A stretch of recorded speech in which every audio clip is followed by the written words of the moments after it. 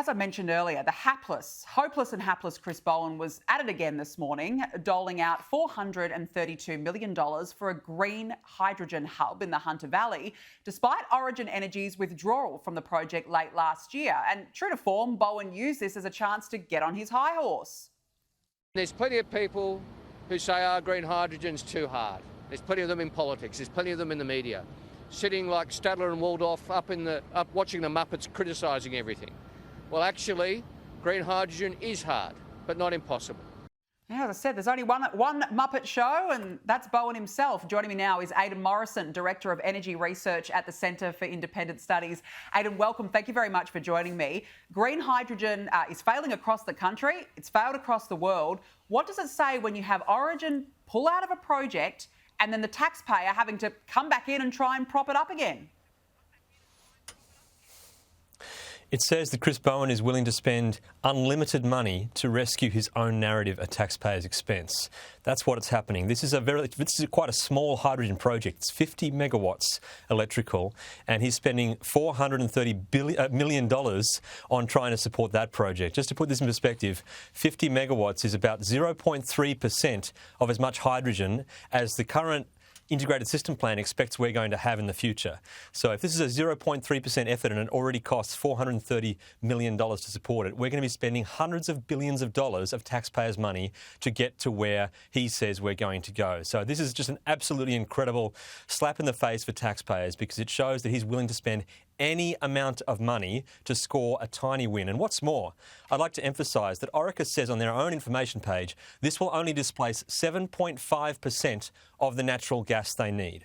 So this is a $430 million subsidy for a project that displaces 7.5% of one industrial user's gas. So it is just an absolutely absurd amount of money to be spending on such a small project. And to bank all this money on green hydrogen, it's not working. I just think it's just fatal to be putting all your eggs in one basket here. And I've got to show you this because Chris Bowen was also asked about former Queensland Premier Anastasia Palaszczuk's comments that hydrogen is proving to be in the too hard basket. This is what his response was. Well, here we are today. I think it's in the hard basket, not the too hard basket. You know. Do you think she's wrong? Well, I'm answering your question. If you've asked a question, if you give me a chance to answer it, I will.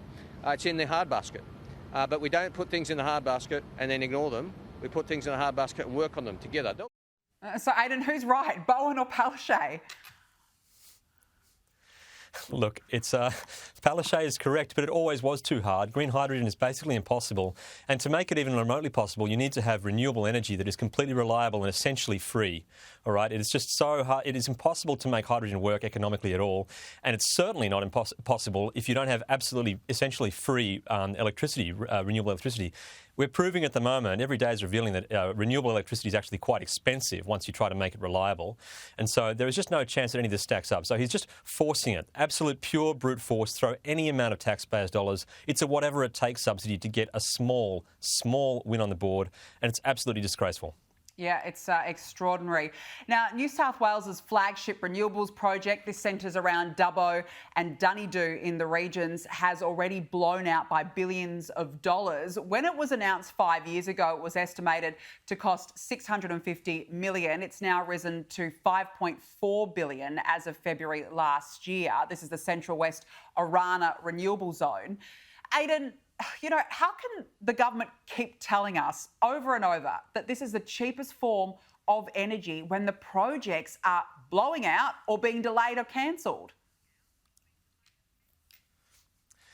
Look, they can't. We just have to accept that they're lying to our faces now. And fortunately, the Central West Orana project, it's the first cab off the rank to actually sort of hit the full regulatory process. And it's actually going to prove that renewable energy costs a whole lot more than what we've been told. And as you can see, as you mentioned, $650 million to $5.4 billion is a massive blowout. And part of that we can explain because it was meant to be just a single link, like one central highway into the area, and all the other generators would then pay their own connection to that spot. And what it's turned out to be is a total spider web where the central transmission company has to basically build out all the network and all the driveways right into the guts of the renewable energy project. So it's massively expanded in scope because basically the generators can't afford to pay an extra dollar for any tiny amount of transmission and still have any hope. But in fact, they still get subsidies from the federal capacity investment scheme. So as this comes out, it looks like basically the transmission is going to cost quite a bit of a premium on top of the actual generation of electricity. And we've always been told by CSIRO and everyone else that the transmission is only a very small premium to pay. So this is one of the reasons why New South Wales electricity bills had the highest hike of any of the states in the latest change to the default market offer, which is the regulator's cap on energy prices. New South Wales prices are now rising the fastest because of projects like this. And one final reason to mention is that it's quite clear the New South Wales government is paying a higher return on capital than what is normally accepted for all the other transmission in the network. So that's still an unknown number. We don't know how much it is because it's been redacted. So they're actually paying the companies building this a greater return on capital than for other projects too. So it's undoing the narrative quite demonstrably. Yeah, all hitting the family bills, all hitting those electricity bills at the same time. Aidan Morrison, thank you very much for joining me on the show. Really appreciate it.